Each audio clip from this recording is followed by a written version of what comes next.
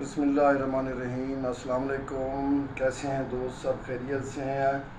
मैं उम्मीद रखता हूँ आप जहाँ भी होंगे खुश होंगे। अल्लाह पाक आपको अपनी ज़ुबान में रखे। दोस्तों, मौजूदा सूरत हाल पे आपसे कुछ डिस्कस करना चाहता था। जैसा कि आपको मालूम है कि असम्बलियाँ निसाब हो चुकी, तहलील हो चुकी।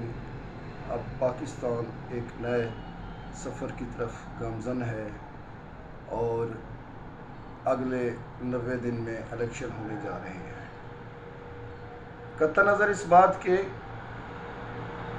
कि हमारी सियासी जमातें इस वक्त कहाँ हैं, इंतहाई अफसोसनाक पहलू ये भी है।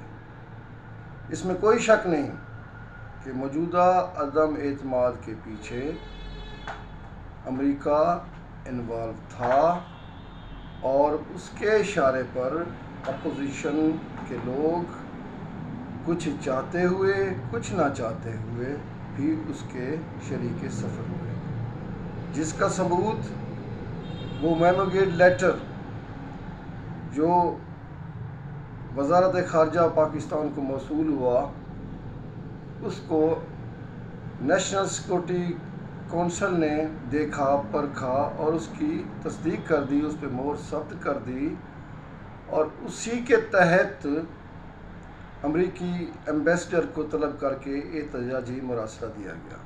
और हाल ही में कल की बात है, जिन साहब ने जो कि अमेरिका के नायब वज़ीर ख़ारजा बराए जनूबी एशिया डोनाल्ड लू, जिन्होंने पाकिस्तानी एम्बेसडर को बुलाया और उनसे ये बातें की और उनसे मिनट्स तैयार किए और वही मिनट्स हुकूमत पाकिस्तान को दिए गए। चलें, ये तो हो गया। अब फैसला इलेक्शन में हमने आपने कौम ने करना है, किसको मंतखब करना है, किसको इक़्तिदार पे लाना है, क्योंकि इक़्तिदार आला हमारे आइन के तहत अल्लाह पाक के पास है, उसके बाद अवाम के पास है। अब फैसला अवाम की कोर्ट में है। अब कुछ लोग कह रहे हैं, अपोजिशन के लोग ख़ास तौर पर ये कह रहे हैं कि जी ये तो रिवर्स हो जाएगा, सुप्रीम कोर्ट रिवर्स हो जाए कर देगी, तो वो जो कानूनी पहलू है अपनी जगह पे कि पार्लियामेंट की कोई कार्रवाई सुप्रीम कोर्ट समाअत ही नहीं कर सकती। हाँ, ये ज़रूर है कि पार्लियामेंट कोई आइन से मावरा कोई कानून बनाए या आइन से मुतसाज़िम कोई कानून बनाए तो उसको वो मनसूख कर सकती है। पार्लियामेंट की कोई कार्रवाई स्पीकर की रूलिंग को समाअत नहीं कर सकती। हाँ, ये ज़रूर है। मुझे एक बात याद आ गई, अब जो गई हुई है अपोजिशन सुप्रीम कोर्ट में, तो उसका ये होगा, कर्नल मोहम्मद ख़ान जब हम पढ़ते थे तो उस वक्त के एक बहुत बड़े उर्दू दानिश्वर थे कर्नल मोहम्मद ख़ान। उसका सब्जेक्ट हमने पढ़ा था, मुझे उसका एक इक़्तिबास याद है, एक सब मज़मून में से पैरा या उसकी तलखीस आप समझ लें, समरी समझ लें। कर्नल साहब लिखते थे कि मैं देहात में गया, गांव में एक जगह मैं मेहमान हुआ, तो पुराने दौर में वहाँ जो एक सिलसिला था गांव का, चौपाल का एक डेरा बना हुआ था, उसमें वहाँ ज़िम्मेदारों की जानवर भी होते थे, मेहमान भी सोते थे और डेरे पर वो खुद भी सोते थे। तो मैं मेहमान हो गया बकौल वो कर्नल साहब, कर्नल मोहम्मद ख़ान।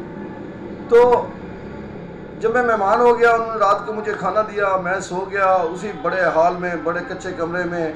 घोड़ी भी बंधी हुई थी, एक दो जानवर और भी थे, चारपाई पे मैं भी सो गया था। रात को कोई बिल्ली आ गई, उसकी वजह से वो बकरी वगैरह भी डर गई, घोड़ी भी डर गई, और चूंकि मैं नींद में था मैं भी डर के उठ बैठा। ये शोर सुनकर मेज़बान कमरे में आए, उन्होंने मुझे तसल्ली दी कि कुछ नहीं होता, आप आराम करें। बकरी को उन्होंने प्यार से कहा बैठो, और घोड़ी को भी उन्होंने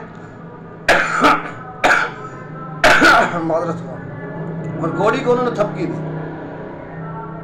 घोड़ी भी बैठ गई, मैं भी सो गया, सुबह हो गई। अब सुप्रीम कोर्ट ने सिर्फ यही करना है, लेपा पोसी और थपकी। होना इलेक्शन ही है, इलेक्शन की तैयारी करें। और मेरे ख्याल में इस वक्त हमारे पास बहुत अच्छी चॉइस है, इमरान खान, उसका साथ भी देना चाहिए, क्योंकि हम गुलाम नहीं, हम खुददार कौम हैं। اسلامی دنیا کی واحد ایٹمی پاور ہے۔ اب وہ دور گیا جب ایک فون کال پہ گورنمنٹیں بدل جاتی تھیں۔